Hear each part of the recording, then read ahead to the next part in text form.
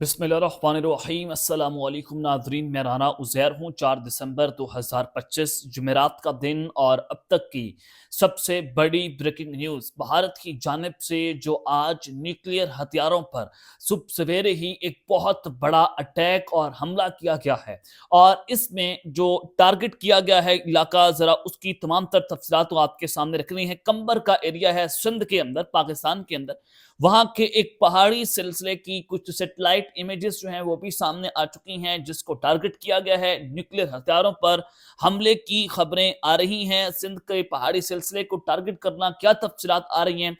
इस हवाले से भारतीय मीडिया इस वक्त क्या सहर उगलता हुआ दिखाई दे रहा है, तमाम तर तफसीलात आपको बतानी है। और फिर दूसरी जानिब पाक फौज की जानिब से भी जवाबी हमला किया गया है। पाक फौज ने अब तक की सबसे बड़ी स्ट्राइक की है और इसमें भारत की 7 रियासतें उसको तोड़कर रख दिया है। भारत इस टुकड़े टुकड़े, अगर आप कहें तो कहना गलत नहीं होगा, कि 7 सिस्टर स्टेट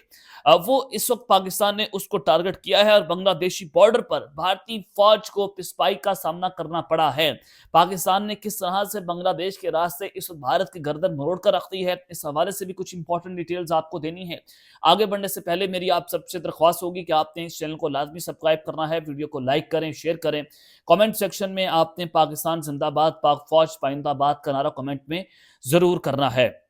जनाब, सबसे पहले तो एक अहम खबर आप जरा सुने कि इंडिया और अमेरिका के दरमियान एक 10 साला डिफेंस कॉपरेशन होती है कोलालमपुर मलेशिया के अंदर, जिसमें राजनाथ सिंह और जो पेंटागन के चीफ हैं उनके दरमियान की माहिदा तय पाया। और भारत जो है वो अमेरिका से मिसाइल्स और ड्रोन्स खरीद रहा था, तो उस हवाले से भी बताया गया कि भारत को अमेरिका F-35 जंगी तैयारे जो है वो भी देगा। अब ब्लूमबर्ग की जो रिपोर्ट इस वक्त सामने आई है कि इंडिया ने अमेरिका की इस ऑफर को ठुकरा दिया है और उसने जितने भी जो शेल्फ डिफेंस परचेसेस करनी थी अमेरिका से, अब वो भारत अमेरिका से नहीं लेगा और ना ही F-35 तैयारे अमेरिका से खरीदे जाएंगे। और इस हवाले से जो डिफेंस डील हुई थी वो भी अब तकरीबन अबाउट टू एंड है, वो खत्म हो चुकी है। क्योंकि तेजस तैयारों के बाद अमेरिका से इस वक्त भारत बहुत ज्यादा इनसिक्योर है। वो यही इल्जाम लगा रहा है कि जो फॉल्टी इंजन दिए गए थे हमें तेजस के लिए, उस इंजन की वजह से जो पायलट जो है वो उस जहाज को नहीं सही तरीके से उड़ा पाया और वो तेजस तैयारा दुनिया के सामने जिलो रुस्वा हो चुका है, क्योंकि वो मेड इन इंडिया बन रहा था। दूसरा ये कि भारत ये कह रहा है, अमेरिका दूसरी जानिब ये कह रहा है, जो उनकी रिपोर्ट आई है कि देखें जी, पायलट ने खुद स्विच ऑफ कर दिया था और खुद जाकर उसने तैयारा मार कराया, हमने इसको किसी तरीके से डैमेज नहीं किया, ना हमने कोई फॉल्टी इंजन आपको दिए हैं। तो इस वक्त भारत और अमेरिका की एक सख्त तरीन जंग जो है वो लगी हुई है और ये कोल्ड वॉर है। और ये वॉर ऑफ वर्ड्स जो इस वक्त मामलात हैं वो अपने खतरनाक मरहले में दाखिल हो चुके हैं। और अब इंडिया रशिया से Su-57 जो कि इनके लिए वो बता रहे हैं कि ये प्रैक्टिकल ऑप्शन है और ये भी 5th जनरेशन स्टेल्थ हथियारे हैं जो इंडिया रशिया से लेने जा रहा है। 5 दिसंबर को व्लादिमीर पुतिन इंडिया का दौरा भी करेंगे और ऐन मुमकिन है कि नरेंद्र मोदी और व्लादिमीर पुतिन के दरमियान वो जो मुलाकात है उसके अंदर Su-57 की डील और मुआहदा तय पा जाए और इंडिया पाकिस्तान के खिलाफ अब रशियन हथियार जो है वो चलाने जा रहा है। ये ब्लूमबर्ग की रिपोर्ट में आपके सामने रख रहा हूं। तो वहीं पर दूसरी जानिब जब आपको मैं कह रहा हूं कि पाकिस्तान के ऊपर एक बहुत बड़ा हमला और ये न्यूक्लियर हथियारों को टारगेट किया गया, सिंध का एक पहाड़ी सिलसिला है, जरा वो आप खबर सुनिए। ये क्लैश रिपोर्ट्स की जो है वो एक खबर है जिस पर एक पहाड़ी सिलसिला जो है उसको दिखाया गया है, सैटेलाइट इमेजेस को दिखाई गई हैं और कुछ एरिया को रेड किया गया है, जिसमें सिक्योरिटी पोस्टें दिखाई जा रही हैं जनाब न्यूक्लियर उस साइट की। उसके अलावा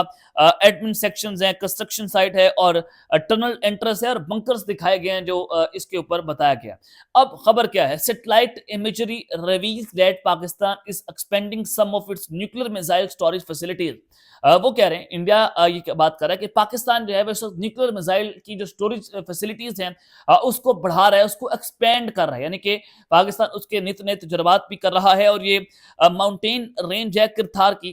कंबर का एरिया सिंध के अंदर, वहां पर एडिशनल टनल्स जो हैं उनको भी बनाया गया है, एडिशनल एंट्रेंसेस हुई हैं, सिक्योरिटी पोस्टें वहां पर न्यू बनाई जा रही हैं, सिक्योरिटी चेक पॉइंट्स को बनाया गया है और ये पॉसिबल सिल्लू जो लॉन्च पैड है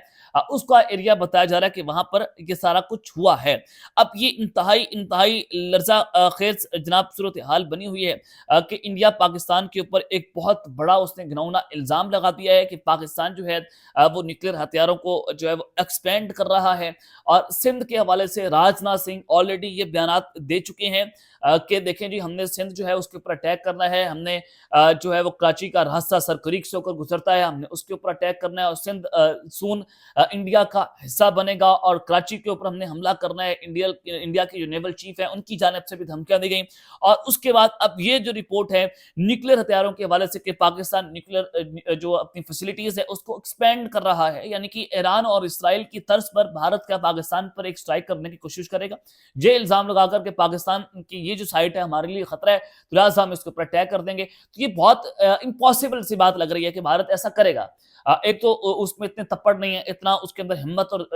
جرت نہیں ہے کہ پاکستان کی نیوکلیر ہتھیاروں تک پہنچ سکے, نمبر 1. دوسرا یہ کہ انڈیا کے اپنی جو نیوکلیر سائٹس ہیں وہ اتنی غیر محفوظ ہیں کہ وہاں پر تو یہ کلو کے حساب سے ان کے یہ ہتھیار جو ہیں وہ بکتے ہوئے دکھائی دیے گئے. لیکن پاکستان کے خلاف جو یہ رپورٹس چلوائی جا رہی ہیں یہ صرف اور صرف بھارتی میڈیا زہر اگل رہا ہے, پاکستان کے خلاف ایک نیریٹو بنانے کی کوشش کر رہا ہے, اور بہت جلدی ہے ان کو. کشمیر کے اندر بھی ایل او سی کے اوپر یہ ایک فالس فلیگ کر رہا ہے, وہاں پر کچھ لوگوں کو گرفتاریاں کی جا رہی ہیں, کل بھی کچھ وہاں سے لوگ اپنے ہی گرفتار کر کے ان کے لنکس پاکستان کے ساتھ انہوں نے جوڑنے کی کوشش کی.